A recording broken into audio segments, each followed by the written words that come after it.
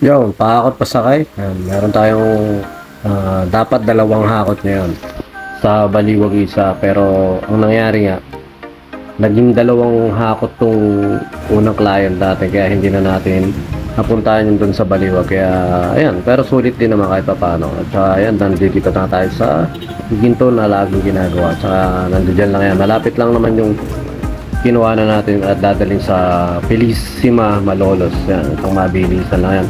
So, syempre kasama natin ulit sila Jimel at saka si Bongbong, yung dalawang batang makulit. At saka syempre yan lang, isang mabilisang hakutan nga lang yan dahil nga kala namin konti lang, hindi na naman nag-send sila ma'am ng picture nung ipapahakot, pero ay paano naman napagkasya natin ng dalawang balik, talagang pinilit natin. At saka yan, yung rep na pinaka mataas ba tawag doon, naya na natin yan. Pinahirapan kami ng cabinet na napakabigat ng cabinet na yun. Pero kahit pa paano nga, isang mabilisang kargahan at kamadahan ng ginawa namin niya para magkasya ng dalawang balik.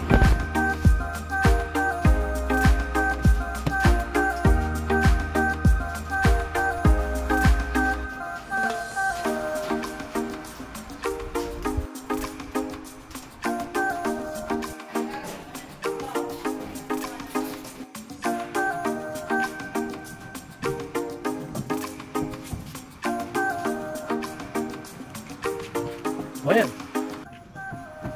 Okay yan, tali na lang. Magdudun yung tali sa loob. Oo.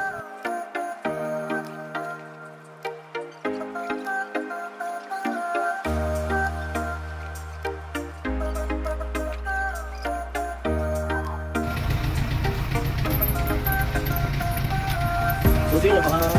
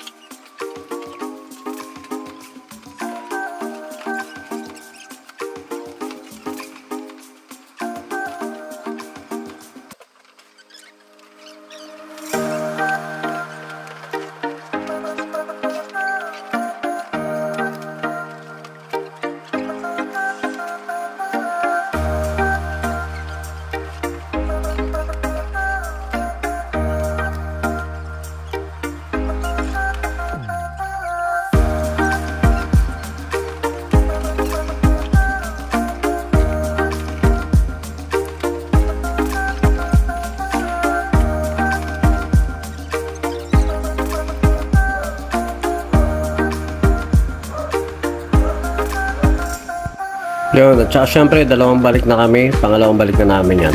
Medyo napagod kami dun sa unang kamada namin dahil napakarami. Pero itong pangalawang balik, medyo konti na lang at isang mabilisan na lang yan dahil konti na lang at magagaan na lang. Yung pangalawa, yung una talaga medyo pinahirapan kami nun. At saka lagi tayo may sakay na sopa dyan sa top load natin. At saka pagkatapos nun, yan, isang mabilisan lang.